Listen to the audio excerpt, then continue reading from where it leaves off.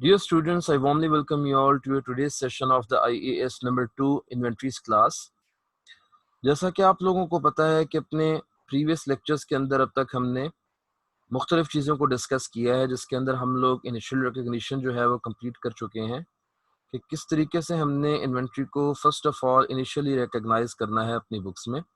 और as a token of reminder मैं बताता चलूँ कि IAS 2 की रिक्वायरमेंट के मुताबिक इनिशियली हमेशा इन्वेंट्री को आप कॉस्ट पर अपनी बुक्स में रिकॉर्ड करेंगे। जब हम कॉस्ट की बात करते हैं तो कॉस्ट जो है वो कैलकुलेट कैसे की जाती है फॉर रॉ मटेरियल या फिनिश गुड, जो कि बेसिकली एक परचेज कर रहा होता है हमारा मर्चेंटाइजिंग बिजनेस। तो इसकी कॉस्ट को कैलकुलेट करने का तरीका अलग होता है, और ये जो हमारा मैन्युफैक्चर्ड गुड्स होते हैं उनकी कॉस्ट को कैलकुलेट करने का तरीका जो है वो अलग होता है। और इनकी कॉस्ट कैसे कैलकुलेट की जाती है ये हम बहुत डिटेल से अपने पिछले लेक्चर्स के अंदर डिस्कस कर चुके हैं। उसके बाद हम एक दूसरी इंपॉर्टेंट चीज़ जो है वो पढ़ रहे थे कि IAS 2 के मुताबिक जो है हमने अपने जो क्लोजिंग स्टॉक होता है उसकी वैल्यूएशन भी करनी होती है, क्योंकि ये हमारे प्रूडेंस कॉन्सेप्ट के हवाले से भी ज़रूरी है और हमारे मैचिंग कॉन्सेप्ट के हवाले से भी ज़रूरी है।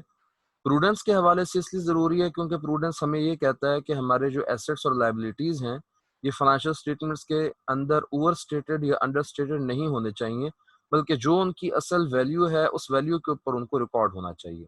जबकि मैचिंग कॉन्सेप्ट क्या कहता है?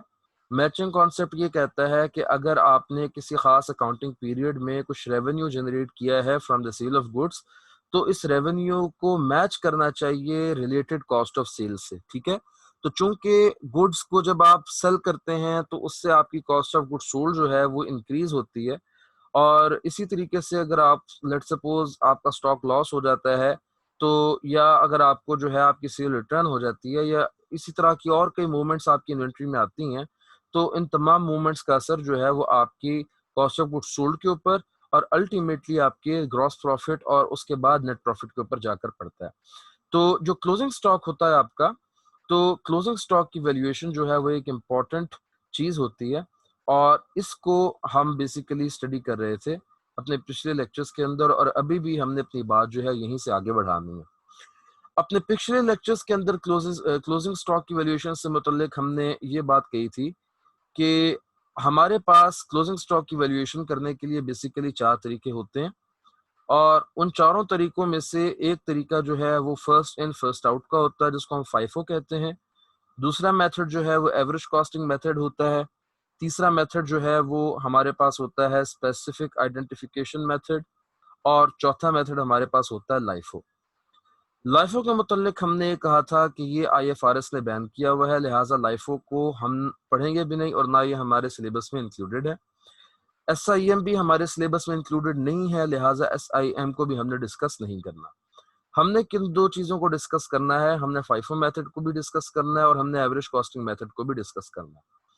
इन तमाम चीज़ों के अलावा जब हम अपनी इनिशियल रिकॉग्निशन कर रहे थे तो हमने एक दो बातें और भी पढ़ी थी कि आपका जो बिजनेस है जिसके लिए आप बेसिकली अपनी अकाउंटिंग कर रहे होते हैं, तो वो या तो पीरियोडिक सिस्टम के तहत जो है वो अपनी इन्वेंट्री को रिकॉर्ड कर रहा होता है, या परपेचुअल सिस्टम के मुताबिक जो है वो अपनी इन्वेंट्री को रिकॉर्ड कर रहा होता है।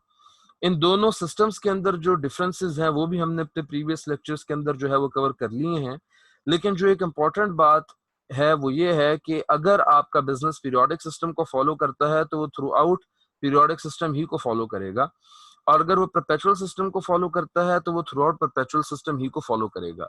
ये अलग बात है, जब आप लोग अपने अगले स्टैंडर्ड्स पढ़ेंगे तो आपको मालूम होगा कि अगर बिजनेस को कभी जरूरत पड़े कि वो अपना इन्वेंट्री वैल्यूएशन सिस्टम चेंज करे तो उसके पास ये ऑप्शन जरूर है, लेकिन इस चेंज को हम क्या कहेंगे और इस चेंज से क्या असरात आपकी फाइनेंशियल स्टेटमेंट्स के ऊपर मुरतब होंगे, ये जब आप अपना IAS नंबर 8 पढ़ेंगे तो उस वक्त जो है आपको इन तमाम चीज़ों के बारे में पता चलेगा।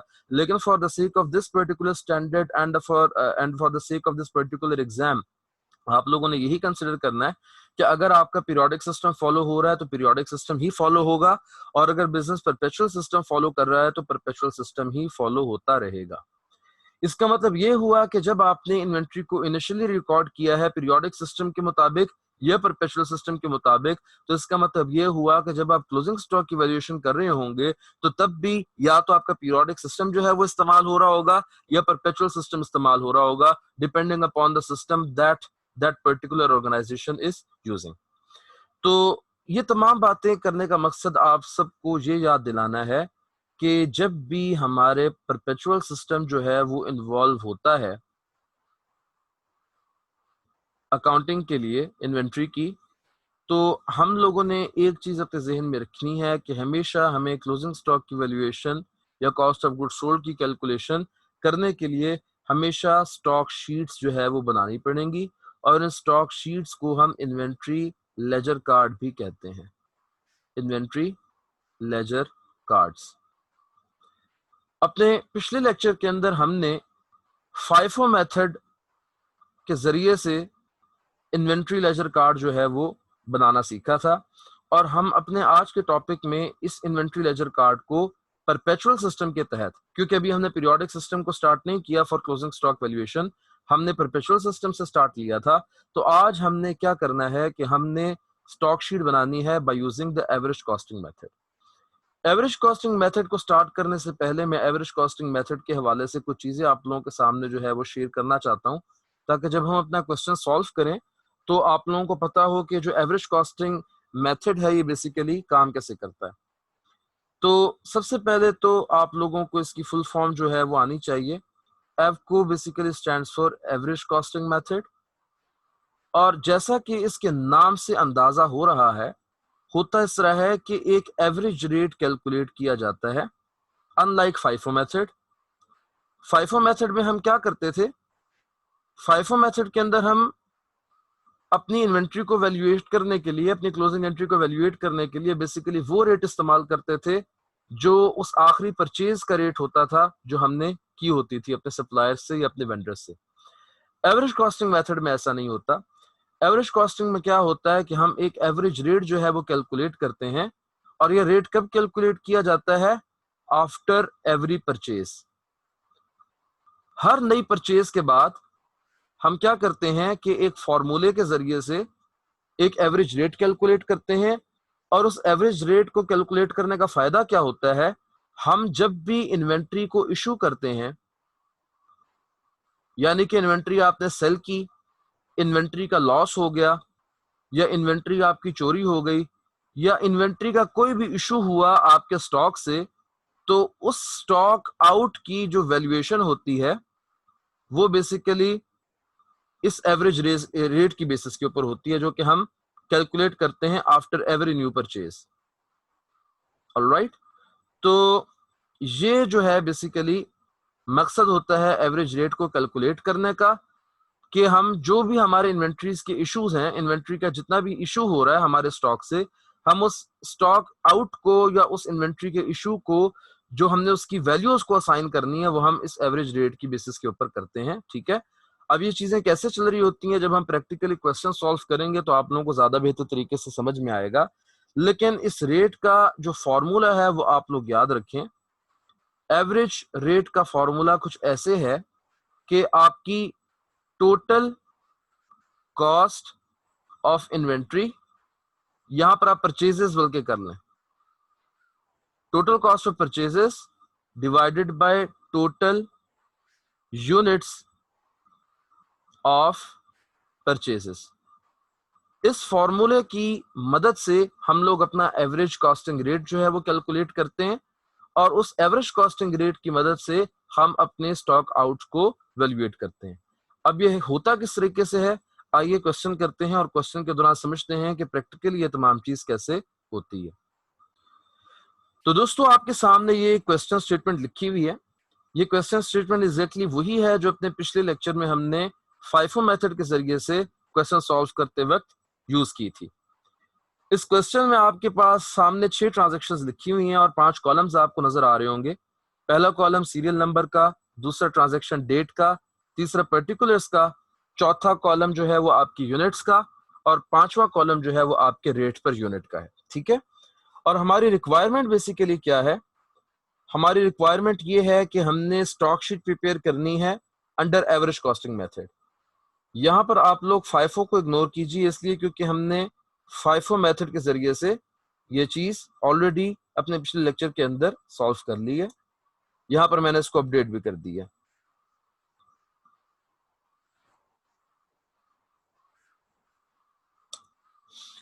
तो हमने क्या करना है कि एवरेज कॉस्टिंग मेथड के जरिए से अपने स्टॉक शीट प्रिपेयर करनी है। स्टॉक शीट का फॉर्मेट क्या होता है वो मैंने पिछले लेक्चर में भी आपके सामने शेयर किया था और इस लेक्चर में भी आपके सामने शेयर कर रहा हूं। ये जो फॉर्मेट है ये हमारी स्टॉक शीट को प्रिपेयर करने का फॉर्मेट है। आपको कम से कम 10 कॉलम्स की जरूरत पड़ेगी। पहला कॉलम जो है वो आपकी डेट के लिए होगा और उसके बाद तीन तीन कॉलम्स जो है वो आपकी इन्वेंट्री की रिसीट्स के लिए। उसके बाद के जो तीन कॉलम्स हैं वो आपकी इन्वेंट्री के इश्यूज के लिए और जो आखिरी तीन कॉलम्स हैं वो आपके बैलेंस के लिए। यहाँ पर हम इसको अपडेट कर देते हैं।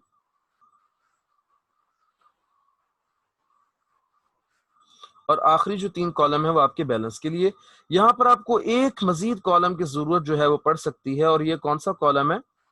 ये कॉलम आपका होगा जिसको आप कहेंगे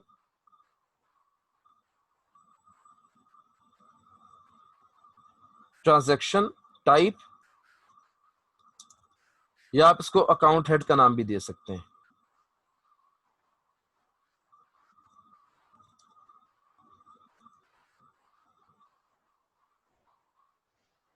तो इस तरीके से आपको टोटल तकरीबन 11 कॉलम्स जो है वो दरकार होंगे। अब हम अपना क्वेश्चन जो है सॉल्व करना स्टार्ट करते हैं। हमारे पास सीरियल नंबर 1 जो है वो ओपनिंग बैलेंस को शो कर रहा है और हमारे पास ओपनिंग बैलेंस के कितने यूनिट्स है? 10 यूनिट्स है और उनकी जो प्राइस है रेट पर यूनिट है वो है 100 रुपीज पर यूनिट। हम यहाँ पर अपना सीरियल नंबर लिखते हैं। सीरियल नंबर लिखने के बाद हमने सीरियल नंबर लिखने की यहाँ पर जरूरत नहीं है बल्कि क्योंकि यहाँ पर हमने डेट का कॉलम बनाया हुआ है। तो 1 जनवरी 2020। उसके बाद ट्रांजैक्शन टाइप में क्या है? बेसिकली ये आपका ओपनिंग बैलेंस है। इसको यहाँ पर अपना ओपनिंग स्टॉक या ओपनिंग बैलेंस जो है वो लिख सकते हैं। यहाँ यूनिट्स के अंदर आप नंबर ऑफ यूनिट्स लिखेंगे जो कि हमारे पास 10 है और इनका रेट क्या है? 100 रुपीज पर यूनिट। यहाँ पर आप इसका रेट लिखें और यहाँ पर जो है आप इन दोनों का प्रोडक्ट ले लीजिए और आपके पास ये सम आ जाएगा। और एग्जैक्टली यही चीज आपने रेप्लिकेट करनी है अपने बैलेंस वाले जो आपके कॉलम्स हैं वहां पर। उसके बाद 5 जनवरी की जो सीरियल नंबर 2 है हमारे पास, 5 जनवरी 2020 की हमारे पास एक ट्रांजैक्शन आ रही है और वो क्या है कि हमने 400 यूनिट्स इन्वेंट्री के परचेज किए हैं at the rate of 120 per unit. तो हम यहाँ पर अपनी डेट लिखते हैं 5 जनवरी 2020। यहाँ पर आप लिखेंगे परचेजेस। 400 यूनिट्स हमने परचेज की हैं एट द रेट ऑफ 120। ये हमारे पास 48,000 की फिगर आ गई। आपने एग्जैक्टली यही चीज यहाँ पर भी रेप्लिकेट कर देनी है जो आपका ये बैलेंस वाला कॉलम है। और उसके बाद अब आपने क्या करना है? आपने यहाँ पर टोटल जो कॉस्ट है उसका आपने सम ले लेना है और ये जो टोटल यूनिट्स हैं इसका आपने सम ले लेना है। और सम लेने के बाद आपने क्या करना है? सम लेने के बाद आपने टोटल कॉस्ट को डिवाइड करना है टोटल नंबर ऑफ यूनिट से और उससे हमारे पास जो है वो एवरेज कॉस्टिंग रेट जो है वो कैलकुलेट हो जाएगा। और यहाँ पर अभी हम आपके सामने ये चीज करते हैं।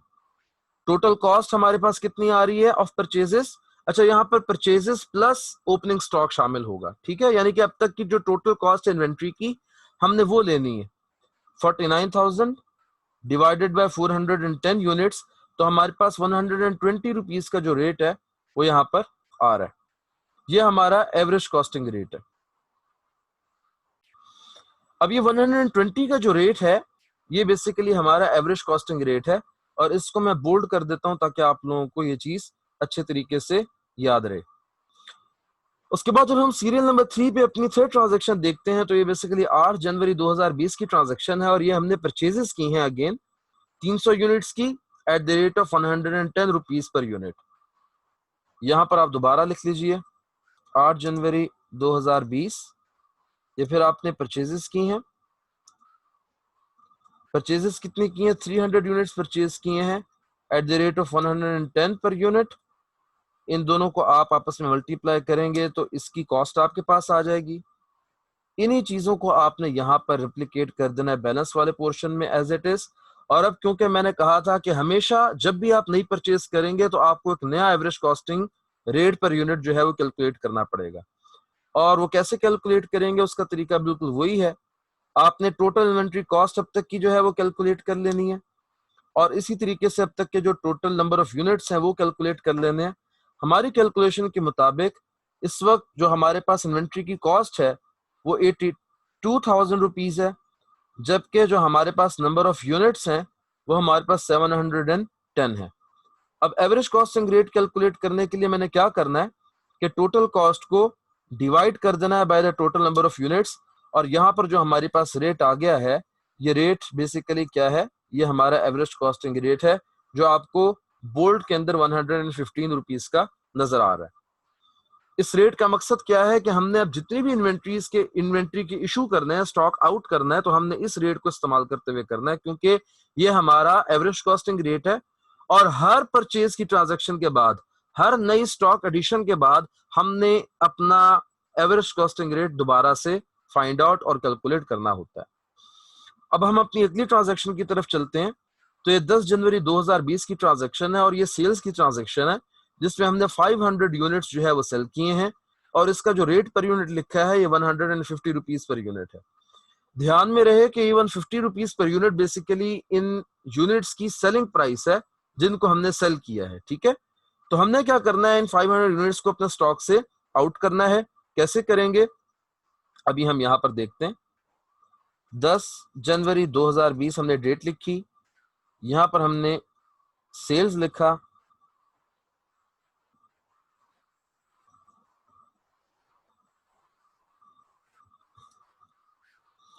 500 यूनिट्स हमने बेचे हैं और उनको बेचने के लिए रेट हमने कौन सा इस्तेमाल किया है? अगर आपको याद हो, जब हम फाइफो मेथड पढ़ रहे थे तो हमने बेसिकली क्या किया था, इस 500 यूनिट्स की सेल को हमने ब्रेक आउट किया था into the number of units depending upon their ageing. यानी कि जो हमारे पास स्टॉक में चीज पहले थी हमने उसको आउट पहले करना था। एवरेज कॉस्टिंग में इस तरह की कोई कैद नहीं होती।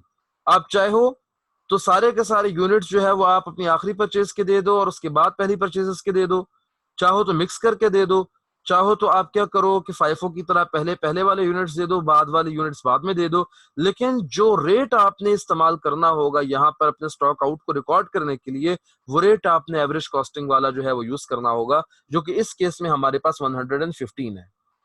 तो यहाँ पर 115 को इस्तेमाल करते हुए हमने इसकी वैल्यूएशन करनी है। इन दोनों का जब हम प्रोडक्ट ले लेंगे तो हमारे पास हमें मालूम हुआ कि बेसिकली ये 57,500 जो है इस स्टॉक आउट की वैल्यूएशन हुई है। हम यहाँ पर इसको एज इट इज लिख लेते हैं।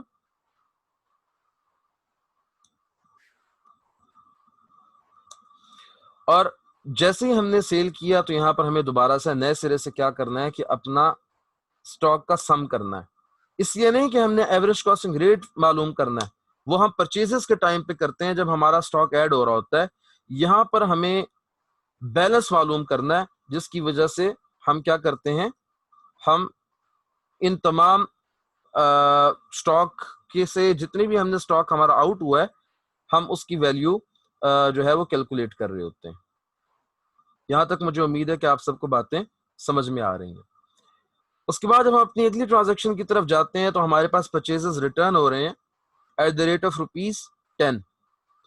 अब हमने क्या करना है कि 11 जनवरी को हमारे पास परचेज रिटर्न हो रही है। यहां पर हम लिखेंगे परचेजेस रिटर्न। अब ये जो परचेजेस रिटर्न है बेसिकली ये हमारी स्टॉक में एक एडिशन होती है। कितने यूनिट्स हमें रिटर्न हो रहे हैं? 10 यूनिट्स।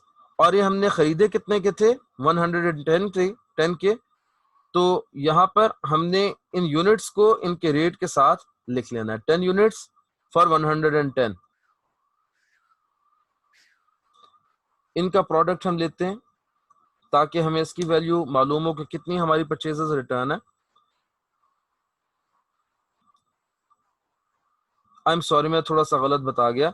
परचेजेस रिटर्न बेसिकली हमारा स्टॉक आउट है, हमने चीज, ये सेल्स रिटर्न नहीं है, मैं थोड़ा सा इसको सेल्स रिटर्न के साथ कंफ्यूज कर गया था।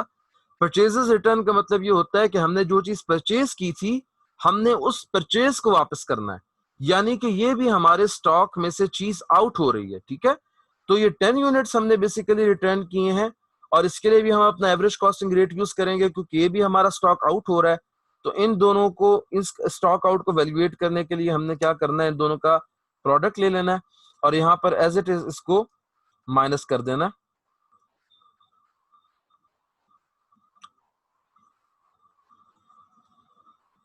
ये इसकी वैल्यू आ गई। और उसके बाद अपने स्टॉक की अब तक की वैल्यू फाइंड आउट करने के लिए, क्योंकि हम परपेचुअल सिस्टम यूज कर रहे हैं, तो हमने क्या करना है कि इसको प्लस माइनस कर देंगे। तो ये हमारे पास जो है बेसिकली हमारी इन्वेंट्री की अब तक की बैलेंसिंग फिगर आ गई कि इस वक्त इस ट्रांजैक्शन के बाद हमारी इन्वेंट्री बेसिकली कितने यूनिट्स के ऊपर मुश्तमिल है और उसकी क्या वैल्यूएशन है। आखिरी जो ट्रांजैक्शन है हमारे पास वो स्टॉक लॉस से रिलेट करती है, और आपको पता है कि स्टॉक हमारे से लॉस हो गया किसी भी जरिए से हो सकता है, तो ये भी बेसिकली एक तरह से हमारा स्टॉक आउट होता है।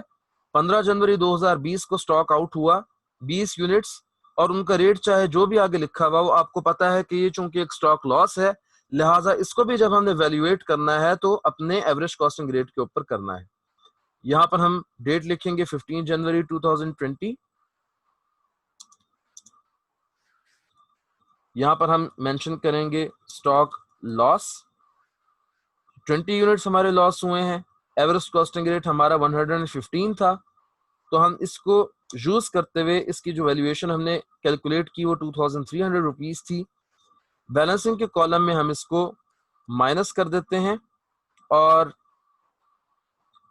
ये इसकी वैल्यू यहाँ माइनस हो गई। अब यहाँ पर हमने इस वक्त हमारी इन्वेंट्री का क्या बैलेंस है वो फाइंड आउट करना है। तो ये जो है बेसिकली आपके पास आपकी इन्वेंट्री के नंबर ऑफ यूनिट्स की और उनकी जो वैल्यू है वो आपको इस प्लस और माइनस के जरिए से मालूम हो गई। तो ये चूंकि हमारी आखिरी ट्रांजैक्शन थी, तो उसके बाद एक आखिरी स्टेप जो हम स्टॉक लेजर कार्ड या इन्वेंट्री लेजर कार्ड बनाते वक्त करते हैं, हम क्या करते हैं कि यहाँ पर हम टोटल की एक हेडिंग लिखते हैं, और उसके बाद फिर जितनी भी अब तक हमने ये परचेजेस की होती हैं या जितना भी हमारा स्टॉक की रिसीट्स होती हैं और जितने भी स्टॉक के इश्यूज होते हैं, उन सब का हम बैलेंस लेते हैं।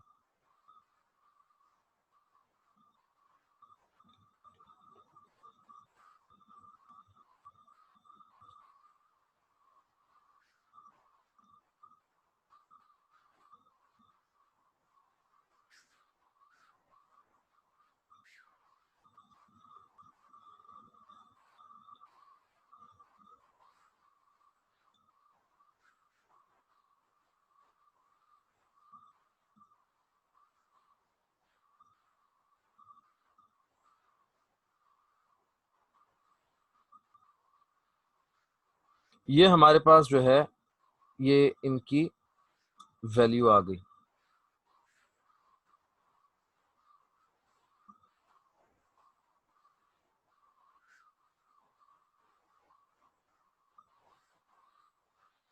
अब अगर हम चाहें कि हमारा जो क्लोजिंग स्टॉक है हम उसकी भी वैल्यू जो है वो फाइंड आउट करें, तो उसके लिए एक बात मैं आपको बता दूं कि ऊपर जो ये आंसर हमारा आया है ये बिल्कुल ठीक आंसर आया है।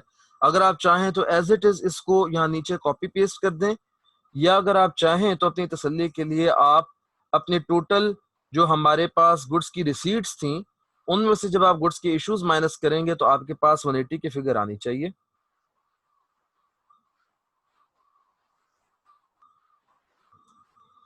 और इसी तरीके से जब आप इनकी टोटल अमाउंट्स जो है वो आपस में माइनस करेंगे तो जो अमाउंट है वो 21,050 रुपीज आनी चाहिए। और देखें यही हमारा जो है वो आंसर आया है। तो इस केस में आज आप लोगों ने ये सीखा कि किस तरीके से हम परपेचुअल सिस्टम के जरिए जब इन्वेंट्री लेजर कार्ड बनाते हैं तो किस तरीके से हम क्लोजिंग स्टॉक की वैल्यूएशन कर सकते हैं। तो अब आप लोग जब अपनी रिक्वायरमेंट्स पे देखते हैं तो आप लोगों को ये मालूम होगा कि हमने जो पहली रिक्वायरमेंट है इस क्वेश्चन की वो पूरी कर ली है, और इस वजह से हम इसको एक ग्रीन शेड दे देते हैं कि हमने स्टॉक शीट जो है वो एवरेज कॉस्टिंग मेथड के अंडर कंप्लीट कर ली। दूसरा जो एक हमारे पास इसका हमारे पास थी रिक्वायरमेंट कि हमने कॉस्ट ऑफ क्लोजिंग स्टॉक जो है वो कैलकुलेट करनी है। तो ये जो आपके पास फिगर आ रही है 21,050 की, दरअसल ये आपकी कॉस्ट ऑफ क्लोजिंग स्टॉक है। अब आप कॉस्ट ऑफ सेल्स मालूम अगर करना चाह रहे हैं तो कॉस्ट ऑफ सेल मालूम भी आप लोग कर चुके हैं, और वो किस तरीके से। कॉस्ट ऑफ सेल का बहुत आसान तरीका है, आपने जो चीजें सेल की हैं उनकी जो कॉस्ट है वो क्या आई, 57,500। एक बात मैं आप लोगों को बता दूं कि जो परचेजेस रिटर्न है और जो आपका स्टॉक लॉस होता है इसको आप कॉस्ट ऑफ सेल में शामिल नहीं करते।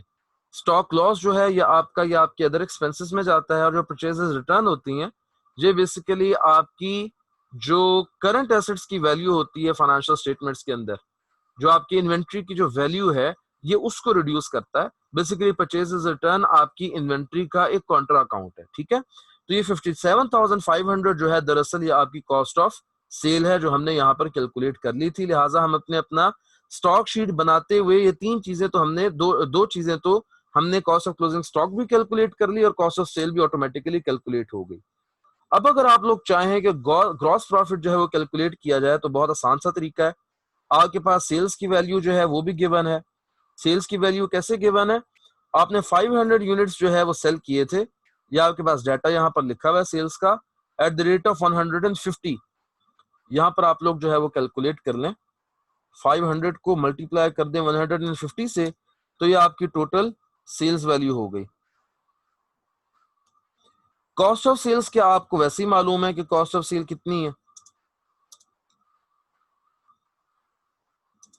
यहां पर आप लोग कॉस्ट ऑफ सेल्स लिखें और कॉस्ट ऑफ सेल्स की वैल्यू यहां पर आप लोग उठा के एज इट इज पेस्ट कर दें, जो कि हमारे पास है 57,500। तो ऑब्वियसली आपको पता है कि इसका जो डिफरेंस होता है सेल्स का और कॉस्ट ऑफ सेल्स का, ये आपका ग्रॉस प्रॉफिट होता है। और इस केस में हमारा जो ग्रॉस प्रॉफिट आ रहा है वो बेसिकली आ रहा है 17,500। यानी कि आपने एक थोड़ी सी मेहनत से क्या किया, आपने ग्रॉस प्रॉफिट भी कैलकुलेट कर लिया। तो ये हमारा क्वेश्चन जो था वो एवरेज कॉस्टिंग मेथड से कंप्लीट हो गया। और अब हम फाइफो मेथड और एवरेज कॉस्टिंग मेथड दोनों के जरिए से परपेचुअल सिस्टम में इन्वेंट्री, जो क्लोजिंग इन्वेंट्री है उसकी कॉस्ट को आराम से फाइंड आउट करने के काबिल हो गए हैं। ठीक हो गया। अब यहां पर मैं एक चीज की तरफ जो है वो इशारा मजीद करना चाहता हूं। अगर आप पिछला क्वेश्चन जो हमने अपने पिछले लेक्चर में किया था फाइफो मेथड के जरिए से, तो हमारा ग्रॉस प्रॉफिट जो आ रहा था वो 16,100 आ रहा था। इसको मैं हाईलाइट कर देता हूं येलो कलर से ताकि आप लोगों को नजर आ जाए। जो हमारा ग्रॉस प्रॉफिट था वो 16,100 आ रहा था, जबकि जब हमने एवरेज कॉस्टिंग मेथड के जरिए से क्वेश्चन किया है तो हमारा जो ग्रॉस प्रॉफिट आ रहा है वो 17,500 आ रहा है। यहां पर भी मैं इसको हाईलाइट करने के लिए येलो कलर का इस्तेमाल कर लेता हूं। तो इससे एक बात हमें ये पता चली कि दो बातें बल्कि पता चली। वो ये बातें पता चली कि ये जो हमारे पास ग्रॉस प्रॉफिट होता है फाइफो मेथड में और एवरेज कॉस्टिंग मेथड में, ये डिफरेंस आता है इसमें। यानी ग्रॉस प्रॉफिट की जो अमाउंट है वो सेम नहीं आती। और इसकी वजह क्या है, ये सेम क्यों नहीं आती?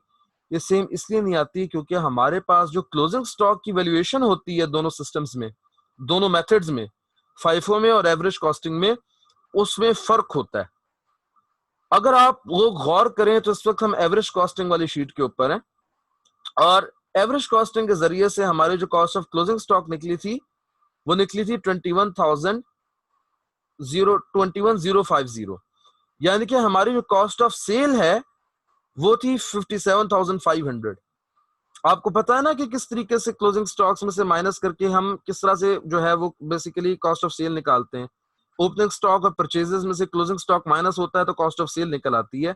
तो दरअसल क्लोजिंग स्टॉक अगर ज्यादा होगा तो इसका मतलब ये है कि कॉस्ट ऑफ सेल जो है वो क्या होगी, इसका रिलेशन क्या है आपस में।